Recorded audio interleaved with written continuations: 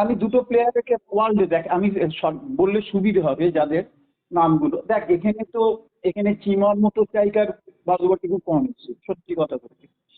তারপরে ভারতীয় মানে যারা বিদেশি বলছি, চিমার মতো স্ট্রাইকার কম এসছে। তারপরে ধর ভারতবর্ষের ফুটবলে বহু ভালো ভালো স্ট্রাইকার এসছে, মানে আমি নিজে দেখেছি যাদের, আকবর দাস আর শ্যামদা, শিশির, তারপরে তো হ্যানা ত্যান আরো যারা আছে, ধর নাম ভুলে যাচ্ছি আমি এই মুহূর্তে। তো তারা বাইচুং অসাধারণ স্ট্রাইকার ছিল বাইচুং। এই যে ভারতীয় স্ট্রাইকার চিমা হচ্ছে ওভারঅল সবার চেয়ে এগিয়ে, কেন চিমা যেভাবে খেলেছে। ম্যাকলেলান হচ্ছে সেই জাতের স্ট্রাইকার যে, তোকে কি বলবো, তুই স্কিলাসিকে মনে আছে, পাওলারোসিকে মনে আছে তো? ওই ইতালির দুটো স্ট্রাইকার, একটা 90-তে খেলেছিল আর একটা 82, পাওলারোসি, তুই নিশ্চয়ই নাম জানিস।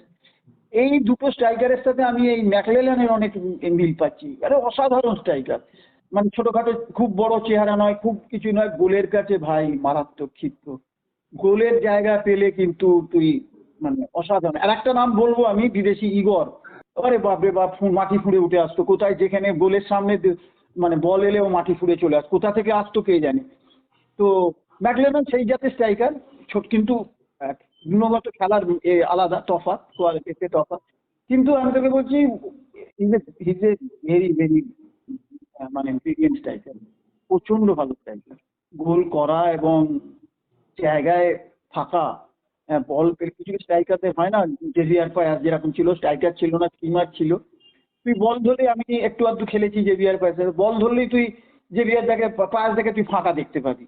এই ম্যাকলেলান যেরকম, তুই কিছু আছে প্লেয়ার যাদের বল তুই যেই ধরলি দেখবি ওই প্লেয়ারটা কিন্তু ফাঁকা জায়গায় দাঁড়িয়ে আছে, কি করে দাঁড়াচ্ছে, বল যে গোলের কাছে মাইনাস করছিস দেখবি ও পৌঁছে গেছে। মানে এই যে ম্যাকলেলানের এই যে কোয়ালিটি, স্কোরিং কোয়ালিটি বল, স্ট্রাইকিং এবিলিটি বল, এটা মানে আমার কাছে অসাধারণ। তো ও থাকাটা বিরাট ফ্যাক্টর। ওই ধরনের স্ট্রাইকার থাকলে যে কোনো টিম সমস্যায় পড়ে যাবে। টিম কোয়ালিটি টিম হলে না, কনসিস্টেন্ট, যদি টিমটা ভেঙে যেত তাহলে কিন্তু এই পারফরমেন্সটা থাকতো না।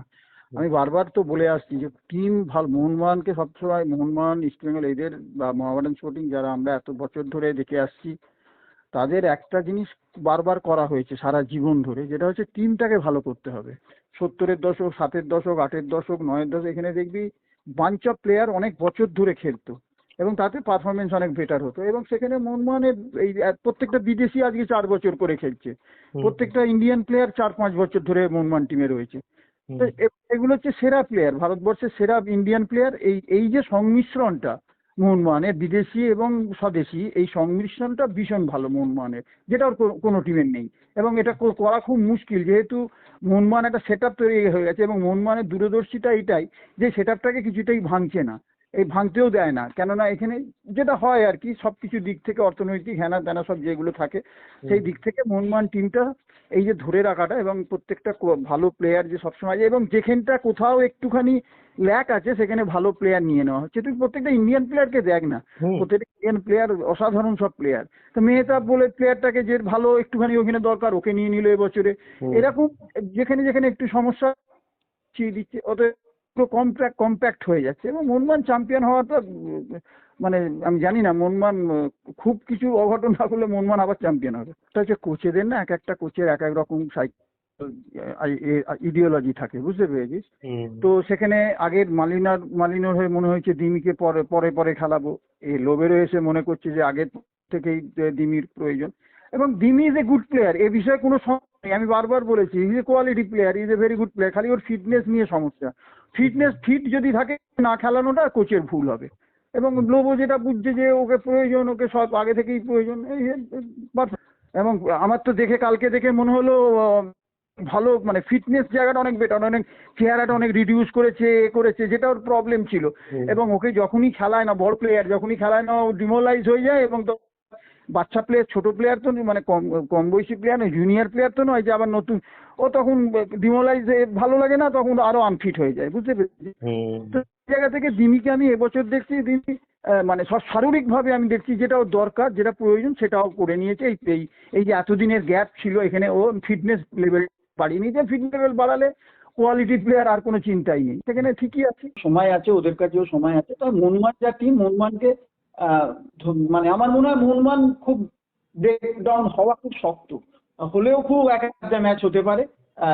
এখন হেডটা আরো বাড়িয়ে নিতে হবে, এগিয়ে যেতে হবে, প্রত্যেকটা ম্যাচ টু ম্যাচ জিতে সামনের দিকে এগিয়ে যেতে হবে। আমার মনে হয় কে পেছনে আছে না আছে, তবে হ্যাঁ একটাই ব্যাপার, ইস্ট বেঙ্গলকে সবসময় পয়েন্ট দিয়ে থাকতে হবে।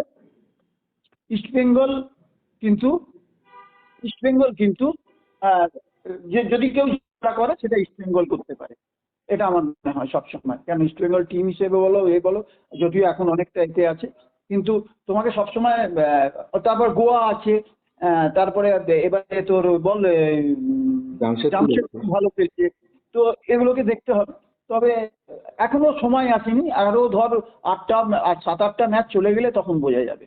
এখন চলবে, লিগ তো চলে। আমরা যেরকম তোকে ছোট একটা উদাহরণ দিয়ে বলছি, কোল ইন্ডিয়া, আমি লাস্ট ইয়ার আমরা তুই জানিস কোল ইন্ডিয়া ফার্স্ট দুটো ম্যাচ আমরা হেরে গেছিলাম, তো তারপর আমরা প্রিমিয়ারে উঠেছি, ও তারপর থেকে দুটো ম্যাচের পর থেকে। এখন এটা বলা যায় না, তবে মোহনবাগান এই ধরনের টিমে ম্যাচুরিটি বল, এক্সপিরিয়েন্স ম্যাচুরিটি মানে বল বা খেলার কোয়ালিটি বল, যাদের খুব ভালো টিম যারা হয় তারা চট করে ডাউনফলটা কম হয়, তারা ধরে রাখে নিজেদের। ধারাবাহিকতাটা ভীষণ প্রয়োজন এখানে, এবং তাদের মোহনবাগান সেই ধারাবাহিকতা বিগত 4-5 বছর ধরে দেখিয়ে আসছে। ও ভালো ফর্মে আছে।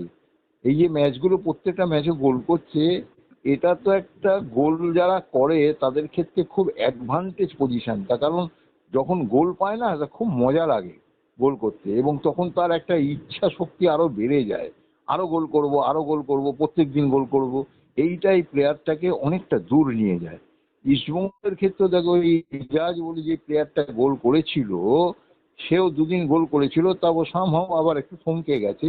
এই জায়গাটা একটু মোহনবাগানের ওই প্লেয়ারটা, যেহেতু জেমি অনেক ফর্মে আছে, ফর্মে দুজনেই আছে, কিন্তু জেমিরা যেহেতু জিতছে, অনেকগুলো গোল করে ফেলছে, তো ভালো ফর্মে আছে, তাহলে তার পক্ষে তো খুবই সুবিধা। ওই জায়গায় কিন্তু মার্কিং করতে হবে জেমিকে, যেখান দিয়ে গোল করার পসিবিলিটি খুব ভালো। তুমি আগের দিনও দেখো যে ওই আমাদের সুভাশিস তুলেছিল, ঠিক জায়গায় চলে গেছিল। তিন হচ্ছে দেখো, তারপরেও যে বলটা গোল করলো একেবারে ডিফেন্ডারের, ওর পজিশন গুলো দেখছিলাম খুব ভালো, মানে গোল করার মতো। যে মানুষ কথায় আছে না, সেই মানে বাঘ যেমন রক্তের গন্ধ পায়, ওই রকম ও গন্ধ পায়, ঠিক পজিশনে চলে যাচ্ছে, ফলে ওর গোল করতে অনেকটা সুবিধা। আর একটা যেটা বড় কথা, সেটা যে পারফেকশনটা খুব ভালো, খুব ভালো পারফেকশন বল রাখছে। এটা তো একটা অ্যাডভান্টেজ। জেমির মতো প্লেয়ার যখন ফর্মে আছে, তখন রাপসন এসে গেলে আরো বেটার জায়গায় থাকবে, আরো বেটার জায়গায় থাকবে। তবু বলি যে হচ্ছে, চলছে, মনে হয় মোহনবাগানের এইরকম যদি খেলতে থাকে, তাহলে অনেক দূর অব্দি লিগের একেবারে শেষ পর্যায়ে চলে যাবে। কিন্তু ইস্টবেঙ্গলকে এখন যেটা, সেটা হচ্ছে প্রত্যেকটা ম্যাচ জিততে হবে, তাহলেই ম্যাচের মধ্যে এই লিগটা এবার তাহলে জমে যাবে। কারণ মোহনবাগান যদি পয়েন্ট লস না করে, তাহলে কিন্তু ইস্টবেঙ্গলের পক্ষে ফিরে আসা খুব মুশকিল হয়ে যাবে। ইস্টবেঙ্গলে অনেকগুলো কিন্তু রয়ে গেছে, প্রত্যেকটা ম্যাচ জিততে হবে, আর মোহনবাগানকে একটা পয়েন্ট লস করতে হবে।